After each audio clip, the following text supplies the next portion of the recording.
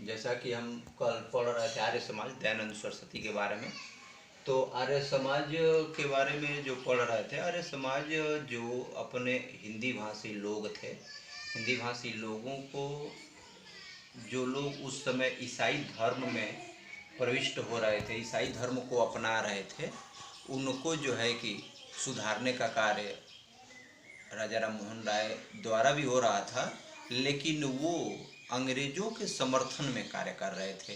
क्योंकि अंग्रेजी का उन्होंने विरोध नहीं किया, ईसाई धर्म का उन्होंने विरोध नहीं किया, लेकिन पहला व्यक्ति आर्य समाज में दयानंद सरस्वती थे जिन्होंने ईसाई धर्म का विरोध किया।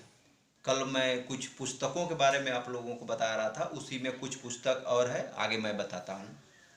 और उसमें ऋग वेदादि भाष्य इन्होंने लिखा, उसके बाद से वेद भाष्य भी लिखा, और ये इनकी 6 पुस्तकें थी जो इन 6 पुस्तकों में ये अपने विचार लिखे हैं। ऐसा नहीं कुछ ऐसी बातें लिखे, अपने विचार लिखे हैं हिंदू परंपरावादी लोगों के अनुसार, उनके कथनानुसार, या वो ये चाहते थे कि वो लोग ऐसा कार्य करें जो अपने धर्म के प्रति, अपने वेद के प्रति, अपने समाज के प्रति उत्तरदायी हो। अगला, राजस्थान के रियासत में इनकी भक्ति थी, या वे जो है कि वो कुछ लोग राजस्थान में ये 1865 में जो है कि कटोली के राज अतिथि, जैसे अजमेर, पुष्कर और किशनगढ़, अजमेर, पुष्कर और किशनगढ़ के राजा के वहाँ ये आतिथ्य का जो है कि स्वीकार किया। ये लोग इनके फॉलोवर थे।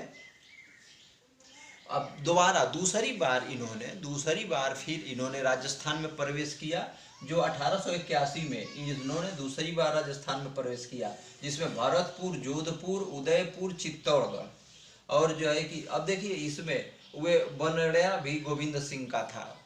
अब इसमें देखिए क्या है, जोधपुर में देखिए जसवंत सिंह ने, अभी जोधपुर को बाद में बताते हैं, पहले ये देखते हैं उदयपुर, जोधपुर को बाद में बताएंगे। उदयपुर को देखिए, उदयपुर में सज्जन सिंह भी इनके जो है वे फॉलोअर थे।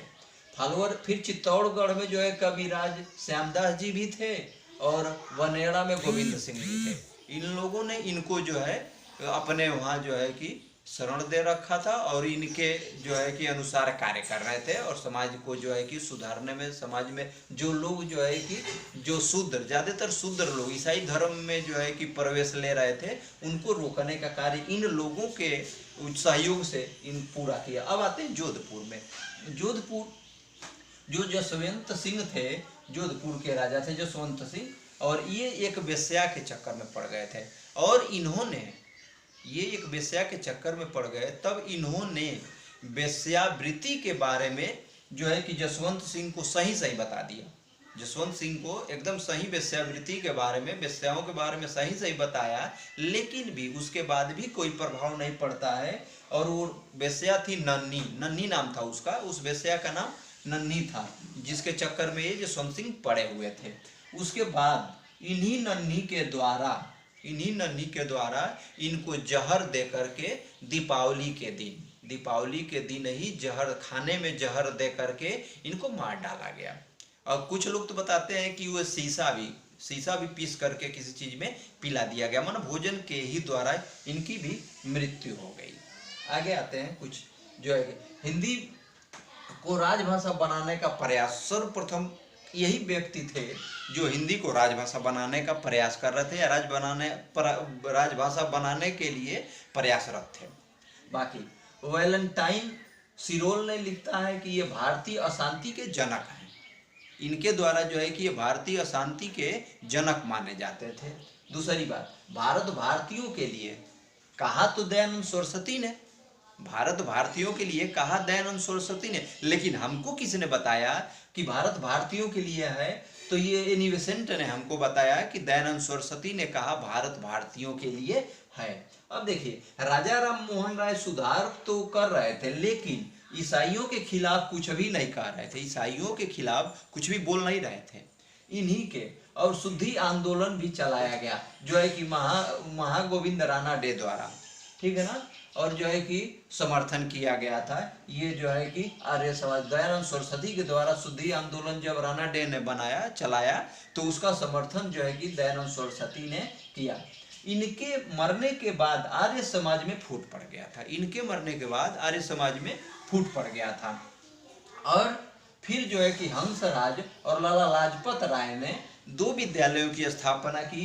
एक तो जो है एंग्लो वैदिक स्कूल और एंग्लो वैदिक कॉलेज की स्थापना की। अब देखिए अब जब तक जो है कि दयानंद सरस्वती जी थे तब तक हिंदी भाषा को महत्व दिया गया, हिंदी भाषी क्षेत्रों को महत्व दिया गया।